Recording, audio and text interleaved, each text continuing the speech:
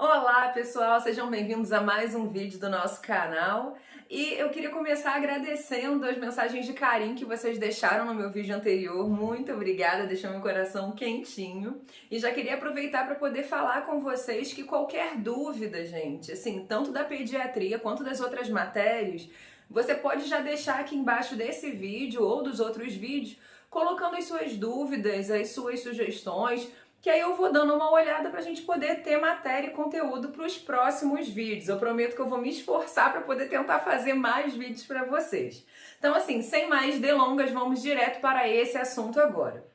Uma questão que os meus alunos falam muito é que, nossa, Michele, a pediatria, né? Criança é um adulto pequeno, né? É só você chegar e falar tudo no diminutivo que deu. Só você falar ao invés de coração, coraçãozinho. Ao invés de pulmão, pulmãozinho. Não! Que vontade de matar quando a pessoa fala isso, né? A gente faz residência, a gente se especializa para falar tudo no diminutivo? Não. Pediatra gosta de diminutivo? Gosta. Mas não é bem assim. Então, quando você começa a estudar pediatria, gente, a primeira coisa que você tem que pensar é que você não está diante de um mini adulto. A gente tem que ter um pensamento completamente diferente quando a gente entra no ambulatório, na rodada da enfermaria, que seja, no mundo da pediatria. Então, a primeira coisa que eu quero perguntar para vocês é: como que eu sei que uma coisa ela é normal ou é anormal? Assim, a gente não é legal a gente ficar usando esse termo normal, porque isso é muito, entra numa questão filosófica aí, né, do que é normal e etc.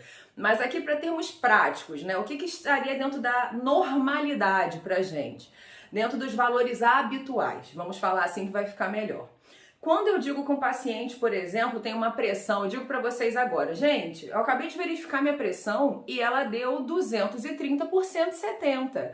O que vocês vão pensar? Meu Deus, Michele tá morrendo. Por quê? Gente, isso aí é senso comum, acho que qualquer pessoa, mesmo que não esteja no meio médico, vai saber que geralmente a gente espera que a pressão do adulto esteja por volta de 120 por 80, aquele famoso 12 por 8, tá? 12 por 8, eu tô feliz. Não é bem assim, vocês vão aprender depois, mas você fica com aquele 12 por 8 na cabeça e aí você pensa o quê? 12 por 8, Michele está com 23 por 17, tá longe de 12 por 8, então a vida dela está ruim. Não é assim que a gente pensa? E aí, como é que eu vou saber que 23 por 17, que é a pressão que eu vi agora, não é não, tá, gente? Deus me livre. Mas 23 por 17, vi agora, como que eu vou saber que tá ruim? Porque eu tenho alguma coisa para comparar. Se eu não tivesse isso para comparar, eu não ia ter como saber se estava adequada ou inadequada a minha pressão agora. Vocês concordam? Então, a primeira coisa que você tem que pensar é: o que a gente vai usar para comparar em relação às crianças é diferente do que eu uso para comparar em relação aos adultos. Então hoje eu vou falar para vocês basicamente dois sinais vitais, porque assim, chegou o paciente, é a primeira coisa que a gente vai fazer. Eu vou avaliar os sinais vitais. Vocês lembram quais são? Frequência cardíaca, frequência respiratória, saturação, temperatura e pressão. São essas 5 coisas que eu vou avaliar. Gente, acaba que a pressão, ela é bem mais complicada da gente avaliar na pediatria, assim. Tem tabela, inclui percentil e é uma confusão sem fim. Mas vocês vão ver que vai ficar muito mais fácil que eu vou explicar isso para vocês num outro vídeo, correto? Então, assim, a pressão, guarda um pouquinho no teu coração. A gente vai falar dela um pouquinho mais tarde. Mas em relação aos outros, a gente tem tabelas de comparação. Então, vamos lá? Começando com a frequência cardíaca. Quem vai falar para mim se a frequência cardíaca está adequada ou não é a minha tabela, que usualmente a gente vai seguir o quê? A American Heart Association. Gente, arrasei agora no meu English. E aí eu vou colocar para vocês aqui a tabela e vocês vão ver. Michele, eu tenho que decorar isso? Não, mas é importante que você tenha uma coisa na vida, que é noção. Isso aí, noção. Que você tem noção, você tem tudo na tua vida. O que vocês vão olhar, gente? O recém-nascido tem uma frequência cardíaca absurda. Um recém-nascido de boaça na vida dele, ele pode ter uma frequência cardíaca de 160, 170, 180. Se você vê um adulto com uma frequência de 180, você já vai ficar assim, misericórdia, né? que é isso? O que está acontecendo com esse ser humano? Mas um recém-nascido, cuti-cuti, fofinho, é normal para a vida dele. O coraçãozinho dele tá e tá tudo bem. Então, o que eu quero que você repare? A gente tem a nossa tabela de frequência cardíaca que os limites vão variar de acordo com a idade. Então, o que é normal, o que é esperado para a faixa etária do recém-nascido é completamente inesperado para um adolescente. Concorda? E vice-versa. No adolescente, eu espero, por exemplo, que a frequência esteja parecida com a do adulto, que seria por volta de, vocês lembram? Entre 60 e 100 batimentos por minuto. Só que se eu tiver um recém-nascido, minha gente, batendo 60, eu tô desesperada. Vocês vão aprender depois que a gente vai falar sobre isso. Então, assim, não dá pra você achar que é tudo um bololô só. Recém-nascido é recém-nascido, pré-escolar é pré-escolar, lactente, adolescente, cada um com as suas particularidades. Então, respeite essas particularidades. Joia? E vamos para o nosso segundo sinal vital, a frequência respiratória. Minha gente, qual que é a importância da frequência respiratória? Vocês, se não viram ainda, vão ver que na pediatria a gente consegue dar o diagnóstico de pneumonia com a frequência respiratória, sem precisar de exame de imagem. Olha o poder desse sinal vital, minha gente. Então você tem que fazer a avaliação muito perfeita e adequada. Lembra de contar em um minutinho, sem roubar, tá? Nada de contar em não sei quanto e multiplica, um minutinho. Com o seu paciente em repouso, e aí você vai comparar esses valores com a nossa tabela da frequência respiratória. Essa tabela que eu vou mostrar para vocês é de acordo com a Sociedade Brasileira de Pediatria, que dá as orientações para os pediatras aqui do Brasil.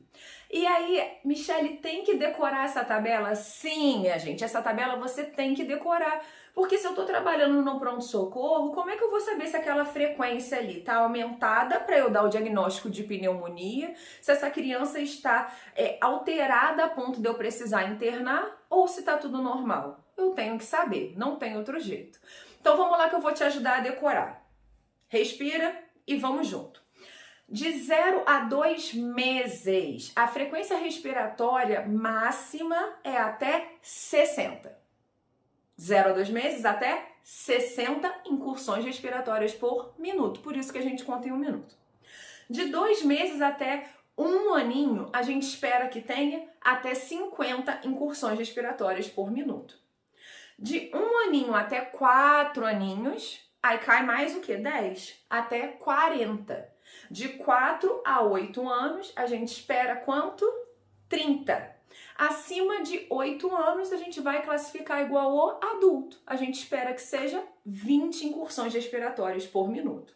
Certo, gente? Fica em casa, repete, que isso aí vai fazer parte de você e vai ficar mais fácil. Tá ok? Temperatura, nosso terceiro sinal vital. Minha gente, eu vou falar para vocês assim, vamos dividir do recém-nascido para as outras crianças.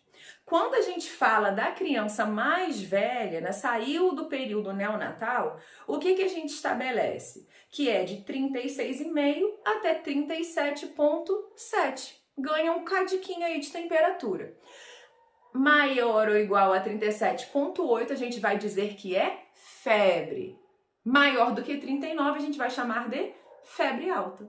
E abaixo de 36,5 vai continuar sendo temperatura mais baixa. Certo? E a saturação de oxigênio, gente, que a gente viu o tempo todo, né? Ainda mais por conta dessa pandemia de Covid, tem que botar no dedinho ali da criança. Lembra que, gente, é um teste de paciência, né? A gente colocar ali e fica. Aí a criança fica assim, ó. Aí tira o dedinho assim, ó. Aí fica assim. E acha muito engraçado aquilo tudo e não quer ficar com o dedo ali e fica aborrecido, ainda mais se for recém-nascido. Recém-nascido fica com a mãozinha assim, você tenta botar e tira. Tenta botar e tira, mas é importante para a gente poder fazer essa avaliação. Então vocês vão ver que para cada doença a gente vai acabar tendo uma saturação alvo, que seria nosso objetivo de vida. Depois a gente vai conversar um pouquinho melhor na nossa aula de oxigenoterapia.